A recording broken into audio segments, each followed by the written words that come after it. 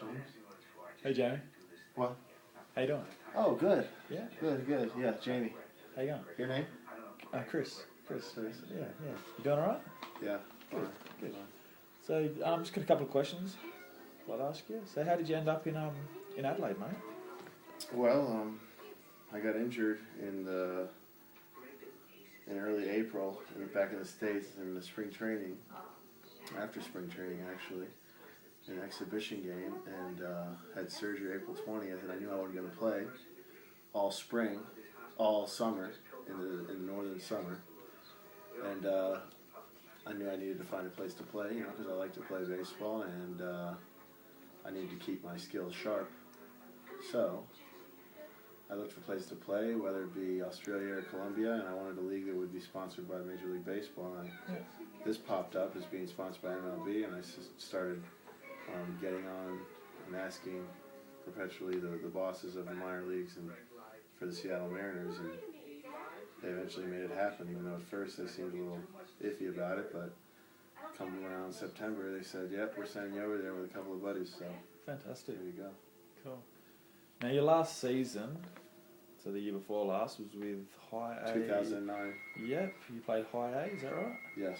Yeah. How does this league compare to that? I would say everyone's around the same age in that league. There's some older guys, some younger guys in this league.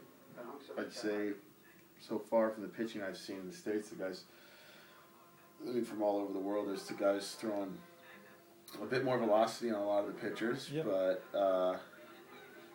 I mean, the quality of play, the umpiring and stuff, it seems right there with it, how it is here, maybe a little bit more natural, raw talent in the States, but there's a lot of polish here as well, so it evens out quite a bit. Okay, cool. Now, I understand you had a 45-game hitting streak. Yeah. You want to tell us a little bit of that? How was that getting a bit of publicity? Any pressure? Do you just want to run us through that? I mean, I didn't put the pressure on myself, because I knew it was such a day-to-day thing. It could end any time. So to fret about it and worry about it, you got to wake up and just play the game the next day. And, it's only one hit a game.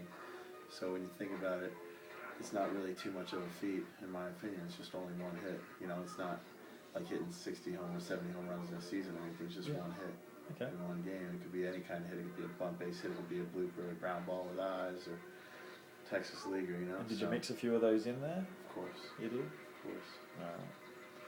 Now, you played in that exhibition game. You want to run us through that?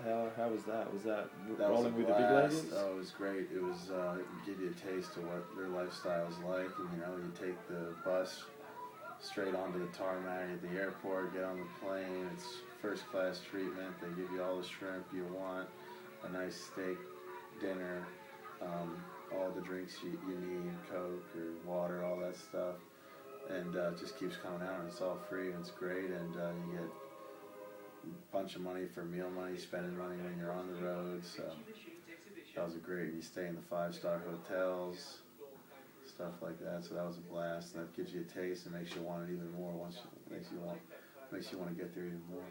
Cool.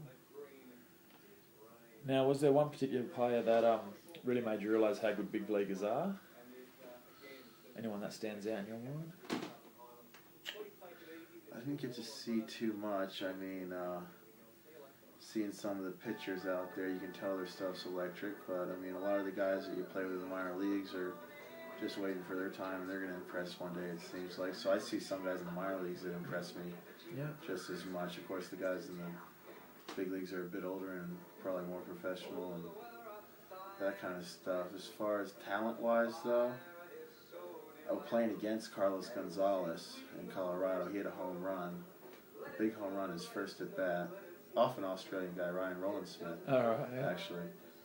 And he ended up almost winning the Triple Crown this year for the National League, playing with Colorado. He's a special talent. Watching him play was amazing. But I mean, baseball's not a sport where you see one game and can be that impressed. It's 162 games. It's a grind season. Then you take a look back at the end, and then you realize, wow, that was special. That guy was special. Anybody can be a star one day in baseball, or it can be a GOAT in one day in baseball. You can't always stand out in one game alone as better than everybody else. Is there anyone with the Mariners that you played with most recently that we should look out for in the future? Yeah, a guy named Michael Pineda. Yeah. He's a special talent, about 200 centimeter Dominican kid from the Dominican Republic, 20 years old, throws 100 miles an hour sometime, which is about, 155, 158, 160K about, and throws the ball wherever he wants to. Good stuff. So I think he's going to be there real soon. From what I think, just a special talent. It's fun watching him pitch, but there's a lot of good pitchers in our organization as well. And Alex Liddy, Italian kid from playing third base in our organization, he's something special. So, yeah, a lot of great players, though. You go on, but yeah, hopefully they're all waiting their time, and they'll be up there soon. That'll be something special to see. Now, who do you model your game on growing up? Was there anyone that you really liked or wanted to be like when you grew up? Maybe like a Darren Erstad type, Tony Gwynn type player, yeah. Okay. Yeah, just always a quality at bat, always a hard player, always a tough out, and solid defense, that kind of stuff. Just a good all-around player. Yeah, those guys. Tony Gwynn, Darren Erstad. Yeah, cool. All right, off baseball. What are the 3 most played songs on your iPod? Oh, it's rotating all the time, but some of the Aussie stuff you guys are introducing me to, like the house music and the dance hall kind of music, like the Barbra Streisand song is a great one that I've been making everybody listen to in the clubhouse. And I listen to a lot of Pearl Jam. They're one of my favorite bands, Alice in Chains. But I couldn't tell you specific songs. It's all over the place. What's your favorite thing to do away from baseball? Wow. I don't know. I try to keep a lot of variety outside of baseball, because baseball is so one-dimensional, one track. So I try to mix it up, hanging out with buddies, shooting the shit, all that kind of stuff. But as far, I'm not a big fisherman or big hobbies guy. Oh, I like to do the USA Today crossword and the New York Times crossword. I do that every day. There you go. Back in the States, but I haven't done that. I don't have them out here. If you retired from baseball tomorrow, what would you become? I'm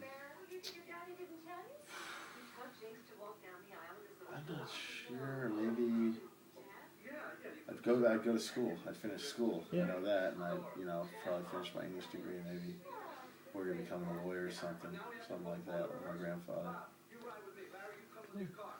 Okay, now that we're a few weeks into the season, who is your most annoying teammate on the bite, and why?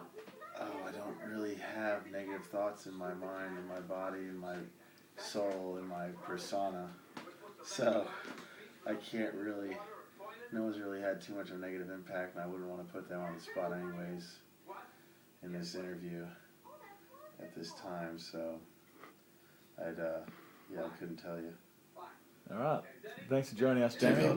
Appreciate your time.